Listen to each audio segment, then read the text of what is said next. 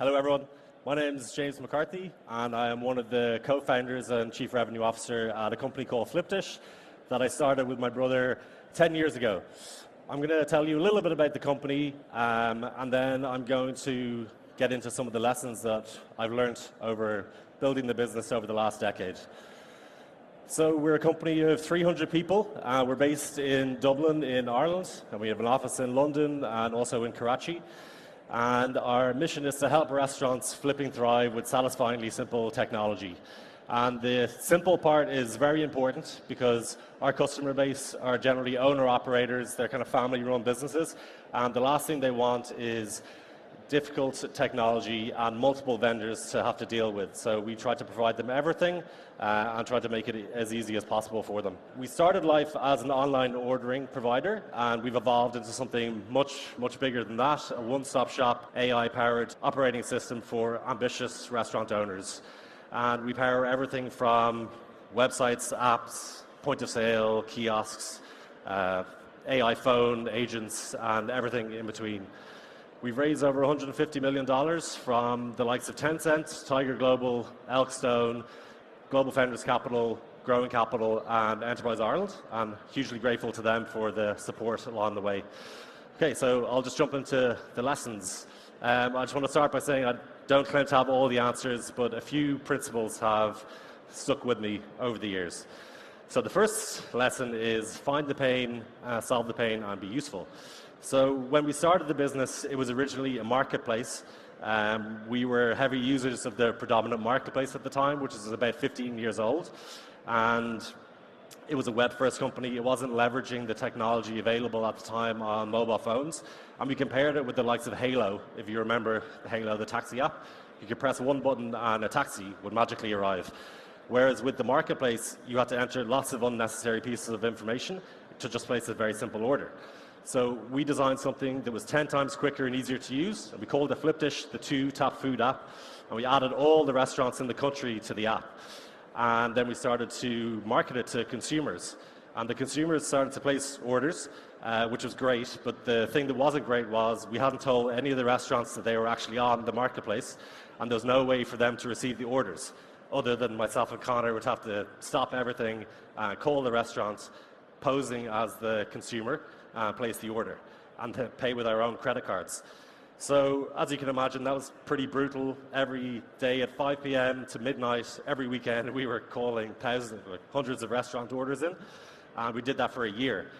And it was the best market research that we could have got because we started talking to restaurant owners. We got to know a lot of restaurant owners, and they educated us about what they actually wanted and what their pain was. And while they liked the marketplace that we had built, they didn't really necessarily like the marketplace business model because they felt like there was a middleman there, they were siphoning customers away, sometimes using underhanded tactics, and they asked us if we could help them to regain control of their customer base, so by building their direct consumer sales channels. So that's exactly what we did, and we completely pivoted the business, and that's the point that we got real traction. So the lesson is that don't assume that you understand your target customer base. Get talking to them very early, find the pain, solve the pain, be useful to them. And I put this one first because I think it's fundamental. It goes well beyond business. I think your freedom in life is inextricably linked to your capacity to be useful to others. Okay, so the next one is sell the product as soon as you possibly can. This is an extension of the last one. The sooner you try and sell the product to the market, that's the sooner you're going to get to find the pain and solve the pain and find product market fit. And it's the point at which you're either going to hear the cha-ching of the cash register go, or you're going to get valuable feedback. So, you know, take action and learn from reality, and the lessons you learn will teach you far more than endless preparation ever will. I hope you're all enjoying my AI-generated images here. So do it yourself before asking others to. When myself and Connor started the business, we sold the first couple of €100,000 in annual revenue. So that was us knocking on restaurant doors, getting our fair share of rejection, but learning a lot along the way. And the confidence you gain from selling the product yourself first is really going to stand to you when you hire your first salesperson. So they're saying, you know, the price point's all wrong, or you can't possibly sell this unless you have XYZ feature, you can confidently say, no, this is how you do it, and this is how you circumnavigate some of the objections that you're seeing. So yeah, do it with your own hands first before asking others to, and that'll give you an unshakable confidence and credibility that you could take with you as founders. So the next lesson is pick the right pond. So myself and Connor intentionally chose a market that we thought had natural tailwinds and that we thought was going to grow over the next 10 years. And we weren't disappointed because our industry is all about convenience, delivery, e-commerce. I think with startups, one thing is absolutely guaranteed, and that's that everything is going to be difficult. So don't choose a market that makes it more difficult than it actually needs to be. The next lesson is don't fight the war on too many fronts. So we started the business in our home country, Ireland. It's 5 million people. It's good as a test bed, but it's far too small a market to build a substantial business in. When we raised a couple of million euro in 2016, we immediately launched to Europe, UK, and the US, so essentially the whole Western world. Winning in Europe is very difficult. There's multiple countries, languages, payment methods, local partners that you need to integrate with in order to win. And now, even though we've raised over 100 million euro, we are predominantly focused on the UK and Ireland. So that kind of focused geography means that we can go much deeper with our customers, and our payback is far better than it otherwise would be. So go to a big market soon, by all means, but be careful not to spread yourselves too thin. Put yourself in a position to be lucky. So the year was 2019, and it was October, and we had a board meeting, and I'll never forget, one of our Italian investors joined the board meeting, which he didn't normally do, and he waited till the end, and then he spoke and started telling us about his father, who was unable to get heart surgery in Italy because the hospitals were completely overrun. And he's told us about coronavirus. It was the first time we'd really heard of it. And the next day we sent everybody home, and then a week later Google, Facebook sent their teams home, and all our restaurants closed, essentially. So the first week went, they're still closed, second week, still closed, and we thought that the rug had completely been pulled from underneath the business. But then, thankfully, the presidents and prime ministers across the world started saying that delivery was permissible and contactless payments were allowed. So our restaurants opened again, and they did more orders than they previously were doing, and we saw a huge influx of businesses trying to digitalize. And a lot of people will say, okay, well, you're a very lucky COVID business, weren't you? And I suppose, yes, we were, but at the same time, we had been building a business for 5 years before that. We had great players on the pitch, we had a great team, great products, stellar brand, and we put ourselves in that position. So I guess the message is that success rarely finds people sitting still, and I think by virtue of the fact you're all here today, firmly puts you in the camp of people setting themselves up for a success. Act with integrity even when it's hard. Integrity has always been one of the core values at Flipdish, one of our 5 core values, and it's my sincere belief that we succeeded where others in our industry failed because we stuck true to this value. Things will go wrong and you'll make mistakes, and it's quite tempting sometimes to try and cover up those mistakes, but in my experience it's much better to be open, honest and transparent with your customers and of course with your teams as well. I think that it will just more likely, yes, you might lose the customer, but you're probably more likely to earn their respect and their trust long term. Things go wrong, but most reasonable people will understand that, and they'll give you a second chance. So the next lesson is choose your circle wisely. So you've all heard the old adage, you become the average of the 5 people you spend the most time with, and I think to some extent that's true. Therefore, I'd encourage you to think long and hard about who you take on the journey with you, whether it's co-founders, investors, your own team, even your customers. Some people will always find reasons not to do something, whether it's through laziness or fear or whatnot. And I have family members like this, thankfully not Connor. But you'll present an idea and they'll find all the reasons why it won't work. So I'm not saying by any means that you should call all friends and family, but I think be selective about whose advice you take on board during your startup journeys, especially if they're inclined to be somewhat negative.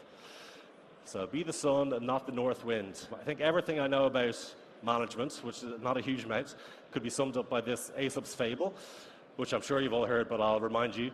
So in the story, the wind and the sun have a competition to make a traveler remove his coat.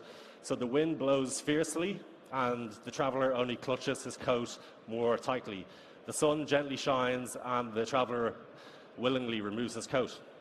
The lesson here really is that kindness and respect will do far more than force or pressure ever will. So, I just think it works better if you lead with kindness, and most people just want to be treated with dignity and respect, and if you do, then I think they'll go much further with you and for you. This too shall pass. Very early days in Flipdish, we signed up the biggest pizza chain in the country, and they paid us €30,000 up front, which is a huge sum for us back then.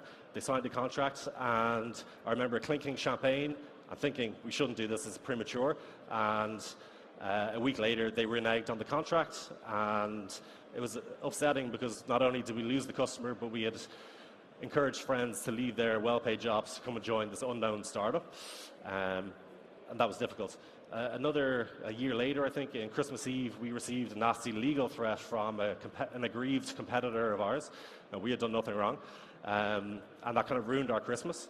Fast forward a year, on Christmas Eve, we received $100 million cash injection into the Flipdish bank account.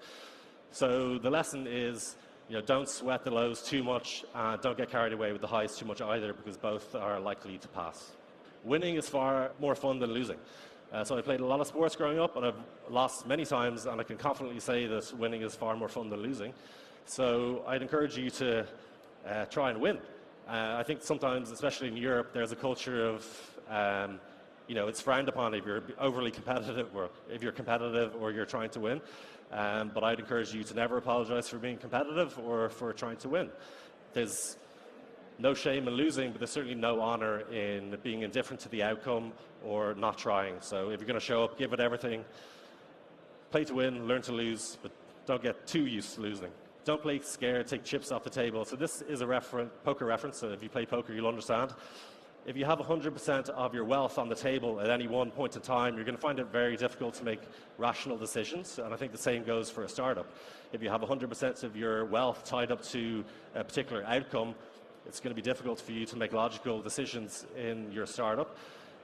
So I'd encourage you to take chips off the table even when you can. And some investors might disagree with this, they might want you broke and hungry, but it's not about playing small, it's more about building a solid foundation for you and your families, on top of which you can then go and make big, bold bets with confidence. So it's a bit of tactical advice here. Communicate. Don't assume people in your company know what's going on in your company or in the markets. You're going to have to tell them multiple times. At Flipdish, we talk about our values on every single all hands that they happen every week, and we've done that for 10 years. And if you don't communicate, and if you're not clear, then it's likely that people will make up their own minds and try and fill in the blanks, and that can be dangerous. My simple raising philosophy, if you are going down the fundraising route, I would say raise as much money as you possibly can at the best possible valuation, and spend the money as though it's your hard-earned cash. So frugally, carefully, but with conviction. Fatigue makes cowards of us all. So this is one of my favorite ones, and it reminds me of what a rugby coach used to scream at us as kids as we ran around the pitches in the lashing rain in Ireland. And it speaks to preparation. It's a little bit like sweat in private so you don't bleed in public. As leaders, you're going to have to energize your team, bring energy to every meeting, every call. So it's incumbent on you that you take care of yourself and take care of your bodies, because your body carries everything else. Another cliche here, hard work beats talent when talent doesn't work hard. It is a cliche, I like it, but it's a good news cliche because not everyone is amazingly talented. Most people aren't, especially myself. But anyone can decide to show up and follow through and work hard. Some of the best sales reps at Flipdish are no more talented than the next guy, but they work harder. And they're annoying people on Slack and at midnight they're working throughout the weekends, and you can see it in the CRM as well. Okay, coming to the end now. So on our deathbeds, I think that the majority of our regrets will center around the things that we didn't do rather than the things that we did do. Whether it's the steps you never took, the words you never spoke, or the questions you never asked. So if you are questioning whether or not to do something, maybe it's embarking on your own startup journey, I'd encourage you to ask yourself, what's the worst that could happen? It's probably not as bad as you think. You'll either succeed or you'll learn a lesson, and both are wins. And finally, don't wait for the finish line to be happy. The wins are going to be brief, but the road between them is going to be very long. So try and find meaning and joy in the process of building your companies, in working with your teams, the people you meet, the lessons you learn, and ironically, even the hard work itself. So enjoy the journey, because after all, the journey is your life. So I hope you enjoyed listening to some of the lessons from building the company over the last 10 years. I wish you all the very best of luck, and thank you for listening.